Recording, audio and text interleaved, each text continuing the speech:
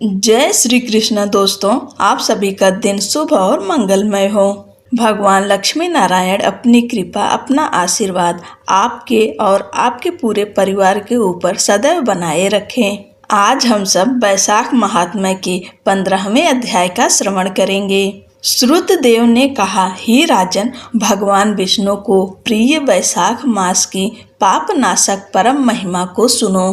पूर्व काल में पांचाल देश में पुरुयश नाम का एक राजा राज्य करता था। वह भूरियश का पुत्र था, जो बुद्धिमान और धर्मात्मा था। हे राजन, जब उनके पिता का निधन हो गया तो उन्हें राज्य में स्थापित किया गया। वे धर्म को बनाए रखने के लिए उत्सुक थे। वे वीरता और उदार मन के गुणों से संपन्न थे। वे धनुर्विद्या के विशेषज्ञ थे। अत्यंत बुद्धिमान राजा ने अपने पवित्र और धार्मिक कार्यों के माध्यम से पूरी पृथ्वी पर शासन किया। पूर्व जन्म में उसने जल नहीं पिलाया था, इसलिए उसे बहुत बड़ा पाप लगा था। हे निष्पाप, कुछ समय पश्चात उसे धन की बड़ी हानि हुई। घोड़े और हाथी घातक रोग से ग्रसित होकर मृत्यु को प्राप्त हुए। अभूतपूर्व भयंकर अकाल ने पूरे देश को अपनी चपेट में ले लिया और पूरा राज्य अपनी जनसंख्या से रहित हो गया। राज्य और खजाना हाथी द्वारा खाए गए कठफोड़वे वृक्ष की तरह खाली हो गए। जब राजा को यह पता चला कि वह दुर्बल हो गया है, उसके पास सेना, धन और स्थिर राज्य नहीं रहा, तब उसके शत्रु सैकड़ों राजाओं ने सोचा कि अब उसे हराने का यही उचित समय है। वे आए और उन्होंने युद्ध में पांचाल देश के अधिपति को जीत लिया। उनसे पराजित होकर राजा अपनी पत्नी शिखनी तथा धात्रियों एवं अन्य सेवकों के साथ पर्वतीय गुफाओं में चले गए। अन्य लोग उसका पता नहीं लगा सके। वह नाना प्रकार के दुखों से व्याकुल रहता था। इस प्रकार छिपकर उसने 53 वर्ष व्यतीत किए। राजा ने अनेक अवसरों पर इस बात पर विचार किया कि उसकी यह दशा क्यों हुई। उसने इस प्रकार सोचा, मैं जन्म से तथा कर्म से पवित्र हूँ। मैं अपने माता पिता के कल्याण में लगा रहता हूँ। मैं अपने गुरुजनों का सच्चा भक्त हूँ। मैं शिष्टता तथा शिष्टाचार से संपन्न हूँ। मैं ब्राह्मणों का उपकारक हूँ। मैं धर्म में रुचि रखता हूँ। मैं सभी जीवों के प्रति दयालु और विचारशील हूँ। मैं देवताओं का भक्त हूँ और मैंने अपनी इंद्रियों पर विजय प्राप्त कर ली है। न तो मेरा भाई, न मेरा पुत्र और न ही मेरे मित्र अब मेरे शुभ चिंतक हैं। यद्यपि मैं कुलीन हूँ और वे अपनी दयालुता तथा पुरुषार्थ के लिए प्रसिद्ध हैं। क्यों, किस कर्म के कारण मुझे दरिद्रता ने घेर लिया है, इससे मुझे बहुत दुख होता है। मुझे पराजय क्यों मिली, मेरे वन में रहने का क्या कारण है। इन विचारों से चिंतित होकर राजा को अपने गुरुओं की याद आई। वह बहुत उदास हो गया। राजा द्वारा आमंत्रित किए गए सर्वज्ञ, महान बुद्धिमान, प्रख्यात महर्षि याज और उपयाजक नामक 2 श्रेष्ठ ऋषि वहां आए।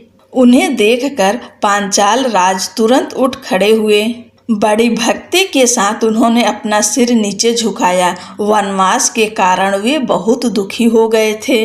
वे सभी राजसी चिन्हों से रहित थे। उनका पता किसी को भी नहीं पता था। वे कुछ देर तक चुपचाप खड़े रहे और उनके चरणों में भूमि पर गिर पड़े। उन्होंने अपने हाथों से उन्हें उठाया और उनकी आंखों से आंसू पोंछे। वन में उपलब्ध उत्तम पदार्थों से उन्होंने विधि पूर्वक उनका पूजन किया। जब वे ब्राह्मण सुख पूर्वक बैठ गए तो उन्होंने नम्रता पूर्वक प्रणाम करके उनसे पूछा, हे ब्राह्मण, मेरे दुख का कारण बताओ। मैं पृथ्वी का स्वामी था। मैं जन्म और कर्म से पवित्र हूँ। मैं पितरों और देवताओं का प्रिय हूँ। मैं पापों से डरता हूँ। मैं दयालु हूँ। मैं अपने गुरुओं का भक्त हूँ, फिर भी मैं अपने शत्रुओं के हाथों दरिद्रता, राजकोष की हानि और अपमान से क्यों घिरा हूँ। मेरे वनवास का कारण क्या है, मेरे अकेलेपन का कारण क्या है। मेरा कोई पुत्र नहीं है, मेरा कोई भाई नहीं है, मेरा कोई शुभ चिंतक नहीं है, मेरा कोई मित्र नहीं है। मेरे द्वारा रक्षित और प्रशासित शानदार भूमि पर अकाल क्यों पड़ा? इसे विस्तार से बताओ हे श्रेष्ठ मुनियों, मुझे इसका कारण बताओ। अत्यंत दुखी राजा के इस प्रकार पूछने पर उन महापुरुष श्रेष्ठ मुनियों ने कुछ देर तक ध्यान करके कहा। याज और उपयाजक ने कहा, हे राजन सुनो, हम तुम्हें तुम्हारे दुख का कारण बताते हैं। तुम पिछले 10 जन्मों में बहुत पापी शिकारी थे। तुम निर्दयी थे और हमेशा दुनिया के सभी लोगों को हिंसक रूप से घायल करने में लगे रहते थे। तुम एक भी छोटा सा पवित्र अनुष्ठान नहीं करते थे। तुम्हारा अपनी इंद्रियों और मन पर कोई नियंत्रण नहीं था। तुम्हारी जिह्वा ने किसी भी प्रकार से भगवान विष्णु का नाम नहीं लिया। तुम्हारे मन ने गोविंद के चरण कमल का स्मरण नहीं किया। तुमने कभी भी परम आत्मा के सामने अपना सिर नहीं झुकाया। इस प्रकार हे राजन, तुम्हारे 9 जन्म बीत गए जब तुम निरंतर दुराचारी बने रहे। 10वें जन्म में तुम श्राह पर्वत पर एक शिकारी थे। तुम संसार के सभी लोगों के प्रति निर्दयी थे। तुम सभी मनुष्यों के लिए मृत्यु के देवता के समान थे। तुम में दया नहीं थी। तुम अपने शस्त्रों के बल पर जीते थे। तुम हमेशा हिंसा और हानिकारक कार्यों में लगे रहते थे। तुम में कोई भी अच्छा गुण नहीं था। तुम दुष्ट थे और अपनी पत्नी के साथ मिलकर राहगीरों को परेशान करते थे। तुम गौड़ देश के प्रजा के लिए नरभक्षी राक्षस के समान थे। इस प्रकार तुम अपने कल्याण के लिए क्या करना चाहिए, इस बात से अनभिज्ञ रहते हुए वर्षों व्यतीत कर देते थे। तुम शिशु, बालक, पशु पक्षियों को निर्दयता पूर्वक मारा था और अत्यंत दुष्ट था। इसलिए इस जन्म में तुझे कोई पुत्र उत्पन्न नहीं हुआ। तू पहले विश्वासघाती था, इसलिए तेरा कोई सगा भाई नहीं है। तू पथिकों को कष्ट देता था, इसलिए अब तू मित्रहीन हो गया है। तू सज्जनों का अनादर और निंदा करता था, इसलिए अब शत्रुओं ने तुझे पराजित कर दिया है। दान न देने के पाप के कारण ही तू और तेरा घर परिवार दरिद्र हो गया है। तूने सदैव दूसरों को दुख और पीड़ा पहुंचाई है, इसलिए तुझे वनवास का असहाय कष्ट भोगना पड़ा। तूने सभी को अप्रसन्न किया था, इसलिए अब तुझे असहाय दुख सहना पड़ रहा है। इसी कारण से तू अन्न ग्रहण नहीं कर पा रहा है। पहले तू सब कार्यों में अत्यंत क्रूर था, इसलिए हे महाबुद्धिमान, इस जन्म में तू राज्य से वंचित हो गया है। मैं तुम्हारे अच्छे और कुलीन कुल में जन्म लेने का कारण भी बताऊंगा। जब आप गौड़ देश के एक शिकारी के रूप में जन्म लेते थे, तब आप कांटों से भरे जंगल में निर्दयता पूर्वक अर्थात सबको मारने वाले अपने काम में लगे रहते थे। आप सभी जीवों के निर्दयी संहारक के रूप में मार्ग पर खड़े रहते थे। उस समय 2 धनी और तेजस्वी वैश्य उधर से निकले। वे गर्मी से पीड़ित थे। वेदों और वेदांगों से पारंगत कृषण नामक एक ऋषि भी आए थे। उनके केश जटा युक्त थे और वे छाल के वस्त्र पहने हुए थे। मेधावी ऋषि के पास केवल एक जल पात्र था। उन्हें देखते ही आपने अपना धनुष उठाया और उनके पांव को रोकते हुए खड़े हो गए। आप वैश्यों पर झपट पड़े और अपने बाणों से उनके शरीर को छेद डाला। आपने उनमें से एक को मार डाला और उसकी सारी नकदी और अन्य संपत्ति छीन ली। जब आपने दूसरे को मारने का प्रयास किया तो वह डर के मारे भाग गया। उसने नकदी और मूल्यवान संपत्ति एक बाड़ में छिपा दी। पूरी तरह भयभीत होकर उसने अपनी जान बचाने की कोशिश की। शिकारी द्वारा मारे जाने के डर से ऋषि कृष्ण तपती धूप में भागे। वे गर्मी और प्यास से व्याकुल थे। उन्हें बहुत पसीना आया और फिर बेहोशी आ गई। उन्हें बहुत कम होश आया। अपनी जान बचाने के लिए आतुर वैश्य ऋषि को छोड़कर भाग गया। आपने उनका पीछा किया, लेकिन रास्ते में बेहोश पड़े ब्राह्मण को देखकर आपने उससे पूछना चाहा, बहुमूल्य सामान कहाँ छिपा कर रखा है? व्यापारी कितनी दूर गया है? यह पूछने के लिए आपने बहुत थके हुए ब्राह्मण को होश में लाने का प्रयास किया। आपने उसके कानों में फूंक मारी और उसे ठीक से याद दिलाने के लिए अदरक का चूर्ण डाला। कीचड़ और कीड़ों से भरे गड्ढे के पानी से उनकी आंखें पोंछी। जब वह थका हुआ पड़ा था तो आपने उसके चेहरे पर पत्तों से पंखा किया। ऋषि को होश में लाने के बाद आपने मानसिक राहत महसूस की। उससे कहा, इस वन में मुझसे मत डरो, न ही संदेह करो, क्योंकि मेरे पास शस्त्र है। जो दरिद्र है, जिसके पास कुछ भी नहीं है, वह इस संसार में सुखी है। तुम इतना क्यों डरते हो? एक पुराने टूटे बर्तन से मुझे कुछ नहीं मिलेगा। हे विद्वान, इतना ही कहो। वह व्यापारी कहाँ भाग गया है? वह बहुमूल्य वस्तु किस बाड़ में छिपाकर भाग गया? यदि तुम झूठ बोलोगे तो मैं तुम्हें मार डालूंगा।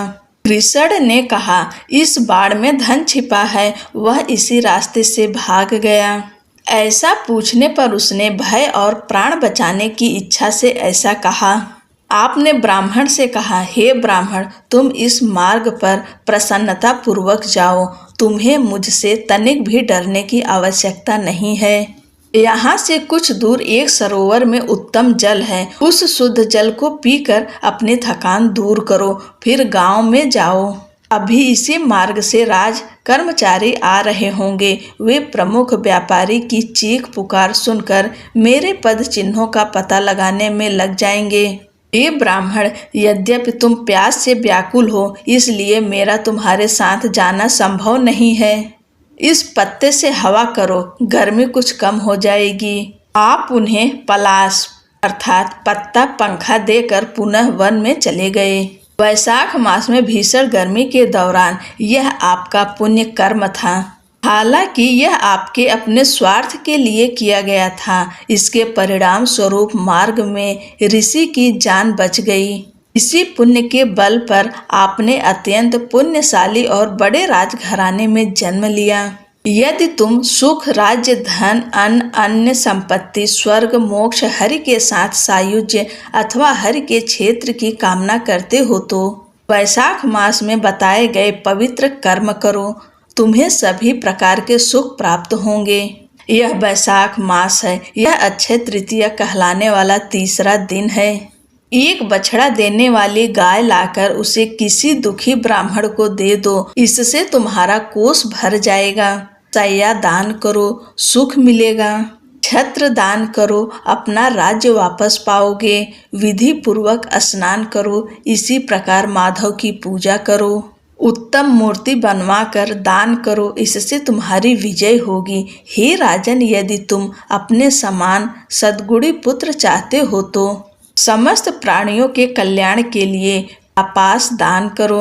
वैशाख मास में बताए गए इन सभी पवित्र अनुष्ठानों को विधि पूर्वक करो।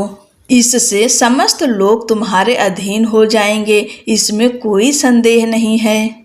यदि तुम वैशाख मास में मधुवध करने वाले भगवान की प्रसन्नता के लिए कामनाओं से मुक्त मन से ये पवित्र अनुष्ठान करोगे तो भगवान विष्णु तुम्हारे लिए प्रत्यक्ष हो जाएंगे, क्योंकि तुम्हारा मन अशुद्धियों से रहित है।